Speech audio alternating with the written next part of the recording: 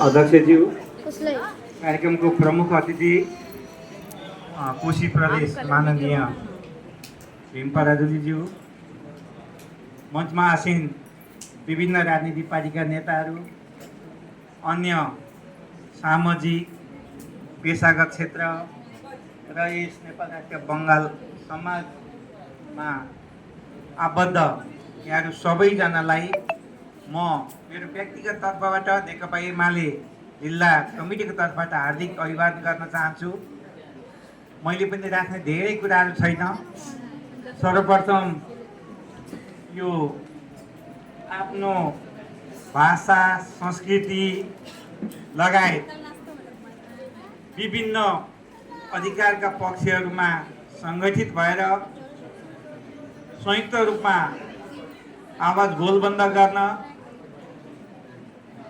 अधिकार सँगसँगै कर्तव्यको उजागर गर्ने हिसाबले आज कोशी प्रदेश कमिटी गठन भएको छ। त्यसमा आबद्ध भएर निर्वाचित हुने सबैजना यस कमिटीमा चयन हुनुभएको सबै पदाधिकारी सदस्यहरूलाई म सुरुमै बधाई तथा शुभकामना भन्न चाहन्छु। हामी सबैलाई थाहा छ, लगभग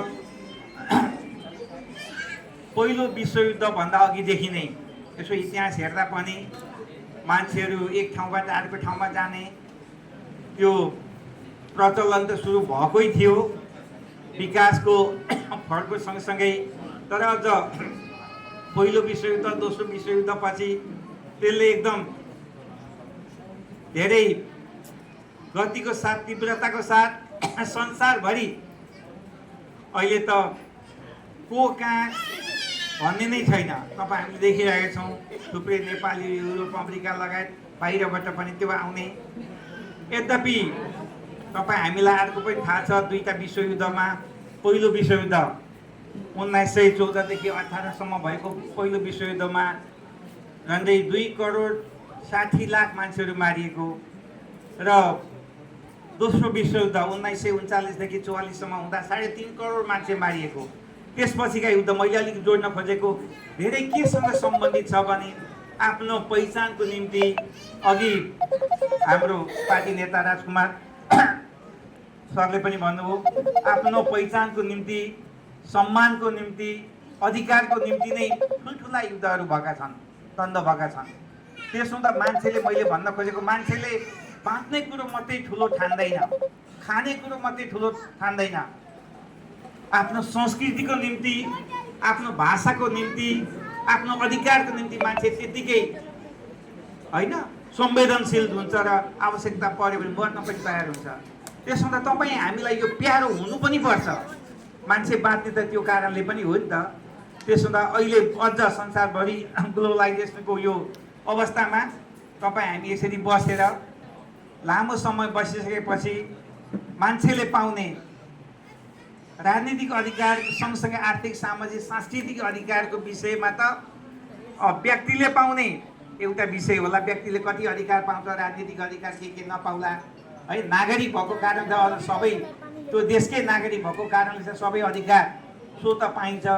त्यसो हुँदा जहाँ बसेर हुन्छ हामीले आफ्नो देशको रक्षा गर्दै, आफ्नो भाषा संस्कृतिको रक्षा गर्ने हिसाबले पनि तपाईँहरू लाग्नुपर्छ। मलाई यकिन त्यति त थाहा थिएन, त्यही पनि नेपालमा झन्डै 5 लाखभन्दा बढी यो संस्थामा आबद्ध हुने र विराटनगरमै पनि झन्डै 7,000 भन्दा माथि, 7-8 हजार भनेपछि त यो त निकै गर्वको विषय भयो। त्यसो भए हामी लाग्यौँ भने होइन, यही समाज लाग्यो भने पनि विराटनगरको लागि धेरै काम गर्न सक्छ।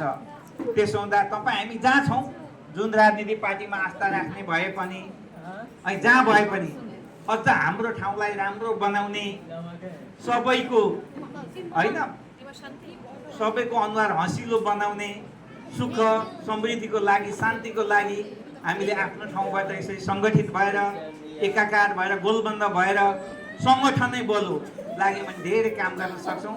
यो कमिटीलाई त्यो खालको उत्साह, ऊर्जा मिलोस्, यही शुभकामना दिन चाहन्छु। र एकदम हाम्रो नजिकै आइरहेको नेपालीहरूको मात्रै होइन, यो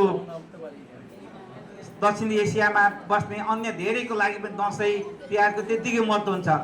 अझ म त काकी भन्छु, काकीलाई यहाँ सोध्दै थिएँ यो पर्वको त अझै ठुलो होइन हाम्रो बङ्गलाभाषी अरूले पनि मनाउने पर्व पनि भएकोले यो एकदम सङ्घारमा छौँ। त्यसको पनि सबै चाडपर्व दसैँ तिहार लगायतका अन्य पर्वहरूको लागि पनि शुभकामना दिँदै मेरो भनाइ अन्त्य गर्छु।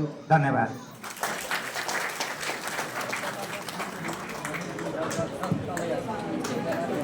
नेपालमा झन्डै 5 लाख बङ्गालीहरू छन् भनेर उहाँले घोषणा गर्नुभएको छ।